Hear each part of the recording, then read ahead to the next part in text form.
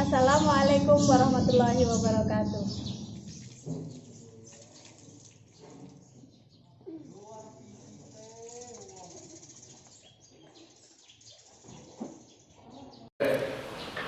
Assalamualaikum warahmatullahi wabarakatuh.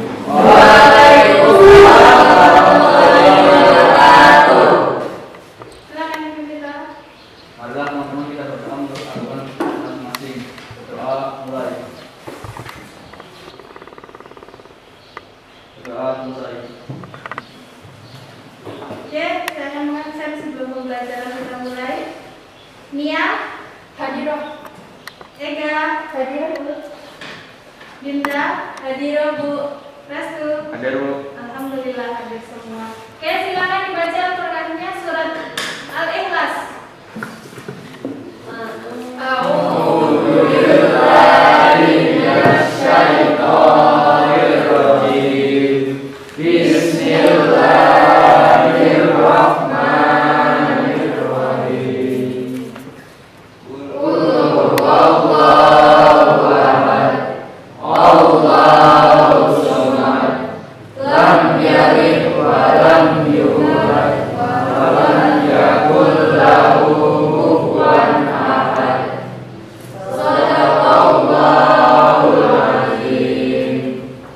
Alhamdulillahirobbilalamin. Apa kabar semuanya?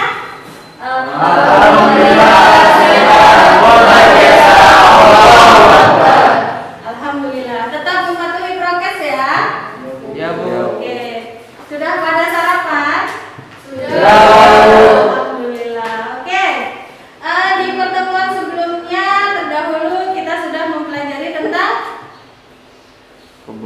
masa kejayaan Islam. Apa yang kalian dapat dari masa kejayaan Islam? Siapa pemimpin pertama pada masa Bani Umayyah? Ayo tunjukkan tangannya. Siapa? Bisa dijawab Bu, Mas. Pemimpin pertama pada masa Umayyah adalah Muawiyah. Iya, bagus sekali. Terima kasih. Yang terdahulu kita mempelajari tentang sejarah kejayaan Islam. Kali ini kita masuk ke dalam bab fikih, yaitu kepedulian terhadap jenazah atau kepengurusan jenazah. Oke. Apa kewajiban umat Islam terhadap jenazah? Fardu kifayah. Fardu kifayah. wajib. Ada beberapa hal yang harus diselesaikan ketika kita mengurus jenazah. Ada 4 hal. Yang pertama adalah memandikan. Yang kedua, Kafani. Yang ketiga, Menyolatkan. menyolatkan. Yang keempat, Menguburkan. Jadi kalau ada saudara muslim yang meninggal, kita harus mengurusnya. Paham semuanya? Tahu. Saya akan memperlihatkan kepada kalian bagaimana cara memandikan, menyolatkan, mengkafani dan menguburkan. Tapi sebelumnya ada tujuan pembelajaran daripada pengurusan jenazah ini. Ketika kalian mempelajari materi ini, kalian diharapkan bisa mematuhi ketentuan syariat Islam dalam proses penyelenggaraan jenazah. Karena nggak boleh dibiarkan ya. Kemudian kalian bisa menerangkan hukum-hukum tentang penyelenggaraan jenazah. Itu yang diharapkan setelah belajar dari sini. Setelah itu kalian bisa melakukan tata cara penyelenggaraan jenazah, mulai dari memandikan, mengkafani, menyolatkan dan menguburkan. Kemudian kalian juga diharapkan nanti bisa menyajikan atau mempresentasikan dari hasil pembelajaran kali ini. Oke, silahkan diperhatikan video berikut ini.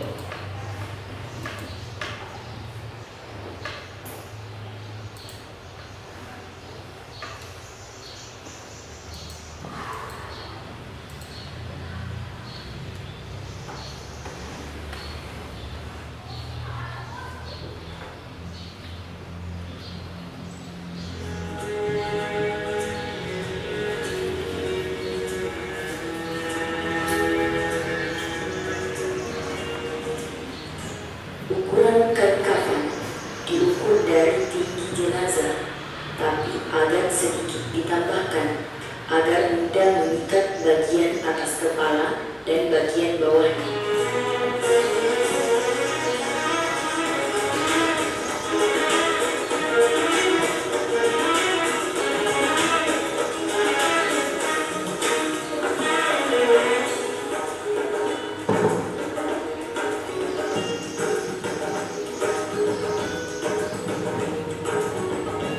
Membuat baju kurung, mengukur kain kafan mulai dari pundak hingga ke betis, lalu dikali 2 dan dilipat.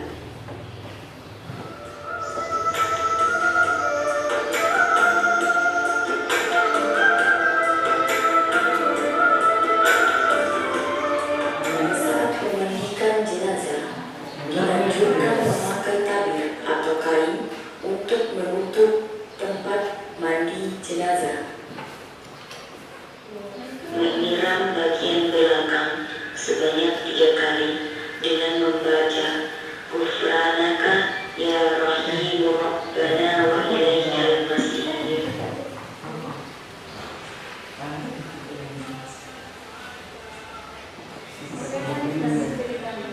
Oh, iya Pak.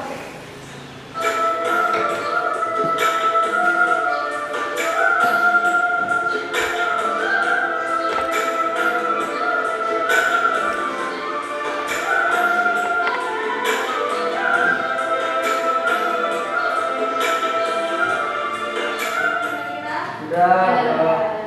Oke, mulai dari mengkafani. Memandikan dulu ya, memandikan, mengkafani, menyolatkan, yang menguburkan yang dulu. Cuma kalian sudah biasa melihat orang dikuburkan ya, Iya. dan insya Allah tahu cara menguburkannya. Oke.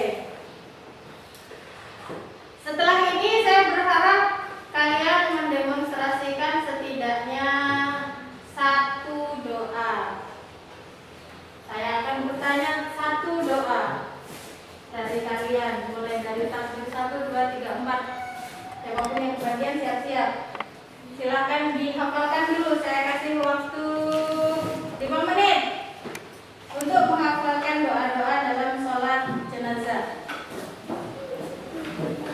Baiklah anak-anak, kalian sudah menghafalkan tentunya. Saya akan bertanya kepada kalian satu persatu. Silakan niat untuk sholat jenazah dari jenazah laki-laki. Bismillahirrahmanirrahim. Bismillahirrahmanirrahim. Ada mayyiti arba'a takbiratin fardhu kifayatin lillahi ta'ala. Bagus.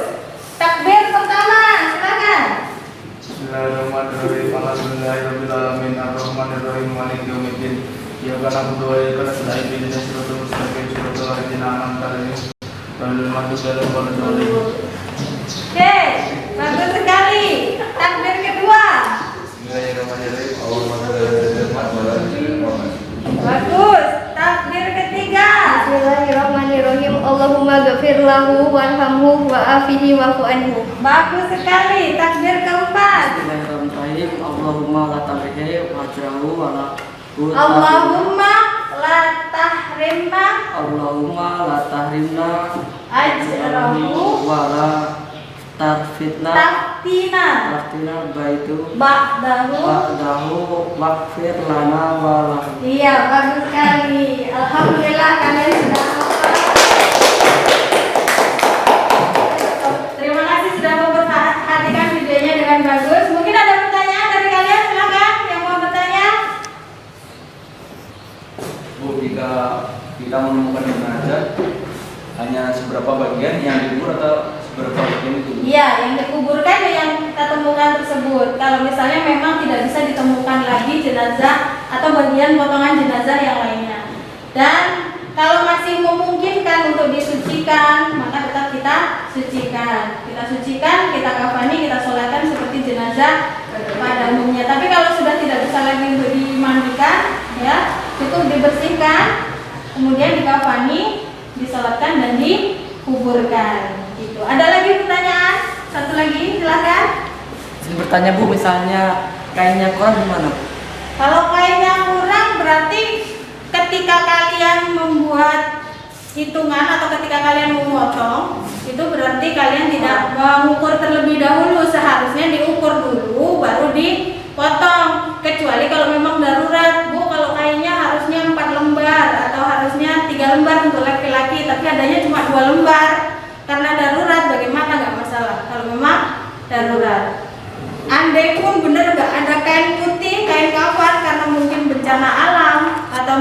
karena peperangan, boleh pakai kain yang ada untuk menutupi jenazah, ya.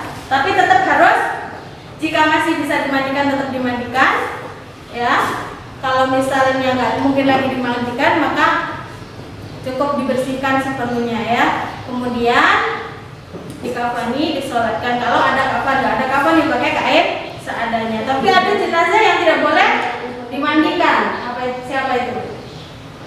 Para syuhada yang mati syahid di medan perang, itu nggak boleh dimandikan. Jadi langsung dikuburkan di tempat situ. Ditutup dengan kain seadanya, disolatkan, terus langsung dikuburkan. Itu untuk para syuhada.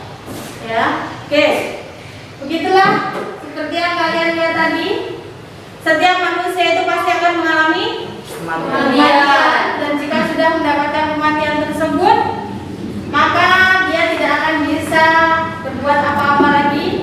Amal dalam hidupnya itu yang akan membantunya di akhirat nanti. Dan kalau sudah mati, nggak perlu lagi kita melakukan apa yang dilakukan di dunia ini, karena nggak ada hitungan pahalanya lagi. Oleh karena itu, mumpung kita masih di dalam dunia ini, masih hidup di dunia ini, kita harus mempersiapkan segala sesuatunya untuk menghadapi kematian.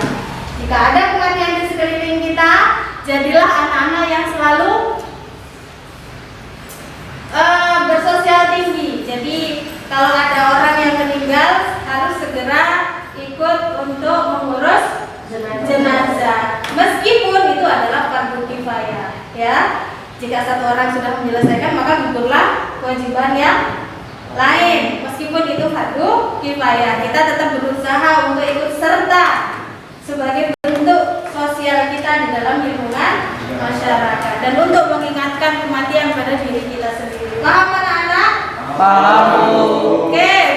Setelah ini tugasnya adalah kalian mempersiapkan untuk membuat proyek video pembelajaran seperti yang kalian tonton tadi, ya. Kalian lihat dulu lingkungan sekitar, kemudian kalian cari bahan-bahannya. Setelah kalian cari bahan-bahannya, kalian praktekkan apa yang sudah kalian ketahui tadi. Pertemuan berikutnya kita akan mempraktekkan perawatan jenazah. Oke?